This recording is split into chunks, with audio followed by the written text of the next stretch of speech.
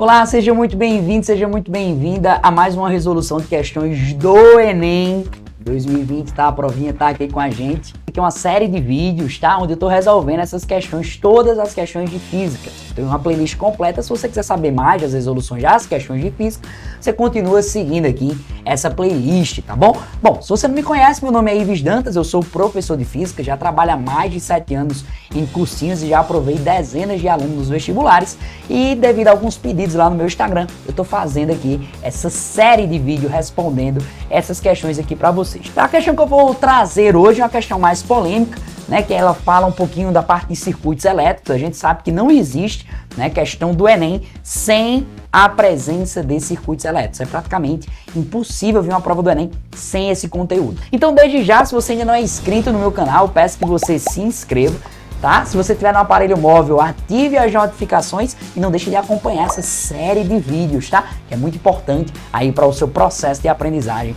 no Enem. Vamos deixar de conversa e vamos embora para a resolução da questão. Então, vê só, ele diz assim: uma pessoa percebe que a bateria do seu veículo fica descarregada após 5 dias sem uso. No início desse período, a bateria funcionava normalmente e estava com um total de carga de 60 ampere-hora. Então, a quantidade de carga total era 60 ampere vezes hora. Deixa salvo aqui essa informação, tá? Pensando na possibilidade de haver uma corrente de fuga, ou seja, uma corrente que estava saindo por algum motivo que não deveria sair, por isso que a gente chama de corrente de fuga, que se estabelece mesmo com os dispositivos elétricos do veículo desligado, ele associa um amperímetro digital ao circuito do veículo. É muito comum essa parte envolvendo medidas elétricas, tá? ME, medidas elétricas. Então fica acostumado a aparecer amperímetro e voltímetro. Eu vou comentar sobre cada um deles aqui durante esse vídeo, tá? Qual dos esquemas indica a maneira como o amperímetro deve ser ligado? E a leitura que pode ser realizada. Ives, um amperímetro ele mede o quê? A quantidade de amperes. E a quantidade de amperes é o quê? Corrente elétrica. Então, para medir, por exemplo, você vai ter aqui um circuito, tá? Eu vou desenhar aqui uma caixinha que vai vir alguma coisa.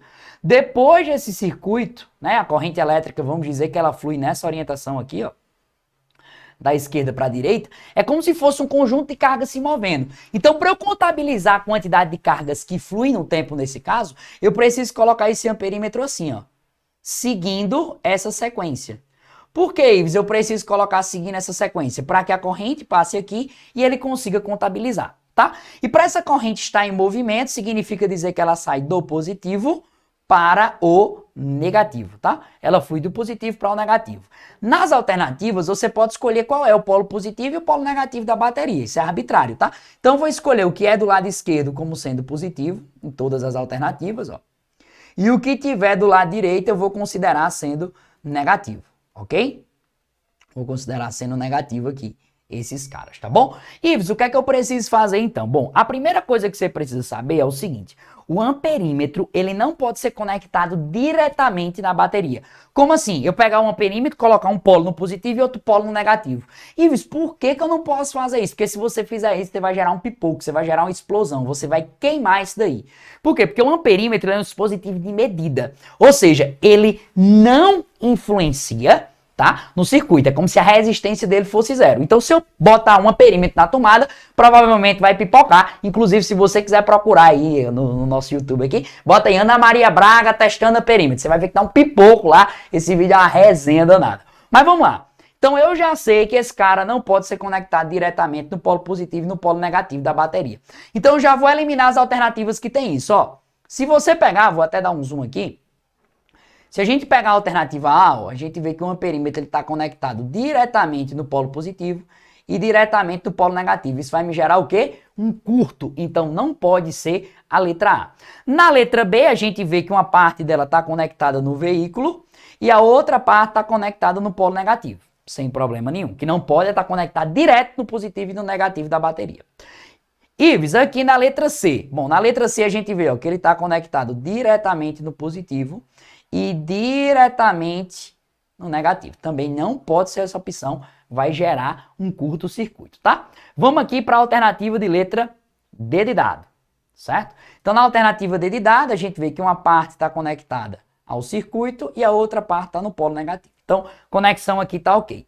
E na letra E, que é um pouco mais confusa, mas se a gente fizer essa regrinha de pintar de verde o que a gente está fazendo, ó. Então, ó, sai daqui, vem aqui e você vai pegando, ó. Veja, ele está conectado, ó, no positivo. E esse aqui, ó, vem aqui, vem aqui, vem aqui, vem aqui, vem aqui. E ele está conectado diretamente no negativo. Então, pode descartar aí esse cara, porque não pode ser nenhuma dessas alternativas. Qual é a consequência que a gente chega? Ou é a letra B, ou é a letra D, né? Ah, Ives, então eu já fico aqui entre duas alternativas. Eu não fiz nenhuma conta. Eu só vim pela relação de, e aí, o que é e o que não é. Veja, a conexão é a mesma, mas os valores são diferentes. Aqui eu tenho 0,5 ampere e aqui eu tenho 12 ampere. Então aqui eu tenho 0,5 amperes e aqui eu tenho 12 amperes. Bom, agora que eu identifiquei isso, eu preciso identificar como é o sentido da corrente. Então vamos lá. O sentido da corrente, ele é sempre do polo positivo para o polo negativo. Então minha corrente ela faz assim, ó. Sai aqui do positivo, entra no circuito do veículo, chega por aqui no amperímetro e chega no negativo. E é contabilizada a quantidade de amperes, tá? Ives, na letra D, o mesmo caminho, tá, gente? Ó, sai do polo positivo, entra aqui no circuito do veículo, vem no amperímetro, sai do amperímetro e chega no polo negativo, tá? Bom, Ives, agora como é que eu vou saber, como é que eu vou contabilizar qual é a corrente que está aí? Bom, é aqui onde entra você conhecer um pouquinho das unidades. O que é que significa dizer uma quantidade de carga de 60 amperes? Ora, significa dizer que ele consegue produzir 60 amperes que sustentam 1 hora. 60 amperes é a unidade de quê? De corrente elétrica, que a gente representa por I, porque é a intensidade de corrente elétrica. E horas é a unidade de quê? De tempo. E como é que eu vou saber qual é a corrente elétrica correta, né? Bom, a gente chega à conclusão que a quantidade de carga é a corrente vezes o tempo, tá? Ives, quanto é a quantidade de carga? 60. Que significa o quê? Amperes vezes hora. Então, quanto é o valor da corrente elétrica? Não sei, vou chamar de I. E o tempo? Cara, ele diz lá no comecinho da questão, ó, após 5 dias de uso. Peraí, mas 5 dias tem quantas horas? Ives, um dia tem 24 horas. Então, 5 dias, que são 5 vezes a mais, vai ser quanto? 5 vezes 24. Você pode fazer aí a multiplicação. 5 vezes 24 dá quanto?